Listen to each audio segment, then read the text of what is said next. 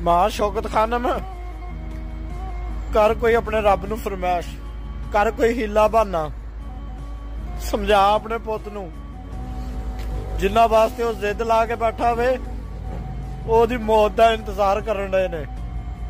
मां मेरी तेरा पुत मरवा दिता ही असीं रल मिल के। जिस कौम नूं जिस अवाम नूं वो बचाना चाहता सी, जिन्हां नूं इंसाफ दिवाना चाहता सी, अज वो कौम वो अवाम वो लोग सिर्फ इस खबर के मुंतजर च कि कदों तेरे पुत का पैगाम आंदा है कि वो नहीं रहा। बाकी मां मेरी एक गल की समझ अज आ गई है। बड़ा सोचता सी मैं